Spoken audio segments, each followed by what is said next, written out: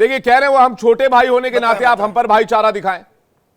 योगी जी ने सदन में बीच सदन में ये कहा जो कि संवैधानिक स्थल है, और दूसरी बात कह रहे हैं कि मामला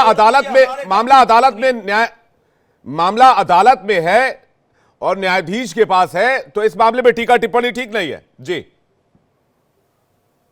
बहुत अच्छी बात। अब दोनों बहुत तरीके से क्या है ना, हम सब लोगों को बहुत सारे लोग देख रहे हैं और हम लोग कोई आप पुरुष नहीं है, हम कोई भगवान नहीं है, कोई अल्लाह के ऐसे फरिश्ते नहीं है कि हमारी कोई भी बात सब लोग मान ले। अच्छी बात करनी चाहिए, अच्छी चीजें करनी चाहिए। निश्चित तौर पे मैं दोबारा हाथ जोड़कर कह रहा हूं, यहां से आप हिंदू भी हटा दीजिए, मुस्लिम भी हटा दीजिए। एक मोहन एक सोहन, मोहन ने सोहन की जमीन कब्जा की या सोहन ने मोहन की, दो लोगों में विवाद होता है। उस विवाद के सुलझाने के दो ही तरीके हैं। दोनों मोहन और सोहन अगर एक ही भाई हैं, जो आप कह रहे हैं कि हम रहीम के, हम कह रहे हैं हम राम के, तो मिलकर बैठकर बात कर ले, उससे भी नहीं होता है। सब लोग जानते हैं कि ये देश संविधान से चल रहा है, सभी धर्मों का यहाँ सम्मान है, संवैधानिक संस्थाएं जैसी व्यवस्था देंगी उसका हम अनुकरण करेंगे। क्यों नहीं हम अनुकरण करेंगे, और कब नहीं अनुकरण किए? आप बताइए, दुनिया का कोई ऐसा देश बताइए जहां पे जो बहुसंख्यक हो वो बार बार कोर्ट जाता हो, वो पंचायत में बिलाल खान एक करके आपको मौका दिया था, दोबारा आऊंगा आपके पास, थोड़ा सा वेट कीजिए, एक करके बोलिए। भाई हम आपकी हर बात मानने के लिए तैयार हैं। जी लारी जी कुछ कह रहे हैं, तारिक अहमद लारी जी। मैं देखिए, रावत जी ने एक बहुत बड़ी बात पूछ ली थी कि हम कौन है, हम क्या है। तो रावत जी इतना बस शॉर्ट कहूंगा कि हमारा इतिहास गवर्नमेंट के पन्नों में भी दर्ज है, मैं अपनी बात कर रहा हूँ, इतिहास पन्नों में भी दर्ज है, और ये भी दर्ज है कि कैसे उठाकर औरंगजेब को पटका भी था। तो हम वो लोग नस्ल के लोग हैं और इराक से आए हुए हैं, और वहाँ पे भी लार था और यहाँ आकर भी हमने लार बसाया है।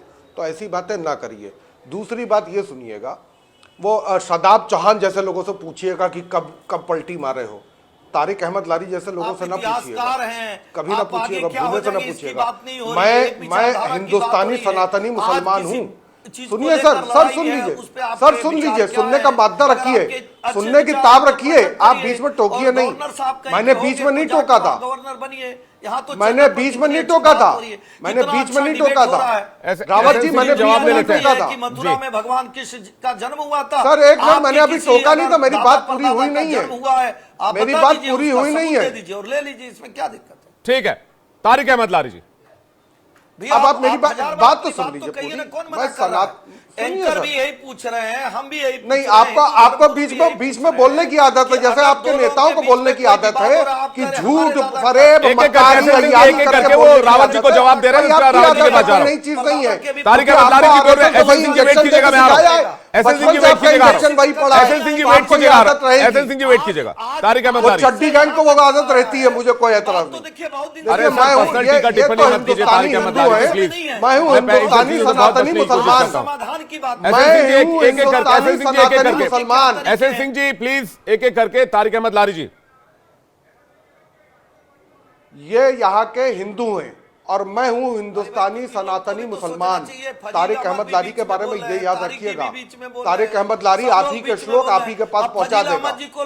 यदा यदा ही धर्मस्य ग्लानिर्भवति भारत अभ्युत्थानम् अधर्मस्य तदात्मनं सृजाम्यहम् परित्राणाय साधूनां विनाशाय दुष्कृताम् धर्म संस्थापनार्थाय संभवानी युगे युगे। आप जैसे शैतानों का इलाज करने के लिए हर नहीं, फिर ये टीका टिप्पणी ठीक नहीं है। तारिक अहमद लारी जी ना करिए, नहीं प्लीज ना करिए, टीका टिप्पणी मत कीजिए। ये श्लोक सुनाया है, नहीं ये शैतान किसके लिए बोल रहा है? नहीं और शैतान आपसे वर्ड ज्यादा किसके मैं लिए बाबा यूज को कर रहे मानने वाला हूँ। हैं? ये शैतान तारिक अहमद लारी जी, तारिक अहमद लारी जी, आप हिंदुस्तानी, आप सनातनी हैं, आप जो भी हैं, लेकिन प्लीज मैं आपसे फिर से गुजारिश कर रहा हूं कि किसी भी मेहमान के ऊपर कोई भी मेहमान पर्सनल टीका टिप्पणी ना करे। तुमने दिया है कि किसी की मस्जिद को तारिक अहमद लारी जी जबरदस्ती कब्जा करे, और न मस्जिद वालों को हुक्म दिया है कि वो किसी के मंदिर को तोड़कर कब्जा करें।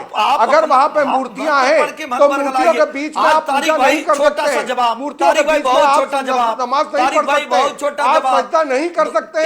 ये सच्चाई है, ये इस्लाम की सच्चाई है कि मंदिर पे अगर आप वहां पे मूर्तियां हैं तो आप वहां सजदा नहीं कर सकते। सर आदरणीय मुख्यमंत्री जी सच्चाई है वहां की, सच्चाई को विवाद मुसलमानों को एक्सेप्ट करना पड़ेगा। अगर वहां मूर्तियां हैं तो उस जगह पे नमाज हराम है। आप समाधान नहीं तो इसका सोल्यूशन भी तो होगा कुछ। एक एक करके एसएल सिंह जी एक एक करके, एसएल सिंह जी एक एक करके, तारिक अहमद लारी एक एक करके प्लीज वहां एक पे एक करके नमाज एक एक पढ़ना हराम करके है। तारिक अहमद लारी जी को स्क्रीन वहां पर पे लाइए नमाज और पढ़ना हराम है। मैं बात करना अगर चाहता हूं वहां पे तारिक जी मूर्ति तारिक आए जी तो लाइए। नमाज पढ़ना हराम है। जी तारिक जी एक बात बताइए, आप वहां तो पे ठीक बात अगर कर रहे हैं। मूर्तियां नहीं, हैं नहीं, तो मेरा वहां सवाल, पे नमाज पढ़ना हराम मेरा है। सवाल ही ये मैं तारिक अहमद लारी नहीं कह रहा है, बिल्कुल। ये कुरान में लिखा है। बिल्कुल। और कुरान में अब सीधे मुझे एक अल्लाह बात का हुक्म बताइए। है, तो कैसे फिर नमाज पढ़ी जा रही है वहां पे, मुझे ये बताई जाए।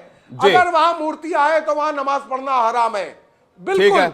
ये फतवा नहीं दे रहा हूं, मैं कुरान की बात कर रहा हूं। जी। मैं फतवे पे यकीन नहीं करता हूं, मैं किसी पे यकीन नहीं करता हूं, लेकिन मैं सिर्फ कुरान, अल्लाह और मोहम्मद साहब पे यकीन करता हूं। अल्लाह ने जो कहा वो कुरान में लिखा गया, वो मोहम्मद साहब के जरिए लिखा गया। ठीक है। और उसमें तो साफ मुझे है बताइए कि वो मूर्ति के कौन सामने लोग हैं आप जो वहां सजदा पर नहीं कर जाकर सकते, तो आप ज्ञानवापी कैसे में सजदा नमाज करें पढ़ते अगर वहां हैं? पे मूर्ति है? मुझे बताइए कौन लोग हैं जो ज्ञानवापी में जाकर मैं नमाज यही पढ़ते हैं? क्वेश्चन उठा रहा हूं सर, मैं सर यही क्वेश्चन उठा रहा हूं कि हम लोग को मूर्ति के सामने छोड़िए, फोटो के सामने सजदा करना हराम है। जी। तो हम कैसे वहां पे नमाज पढ़ सकते हैं? मुझे आज तक ये नहीं समझ में आ रहा है।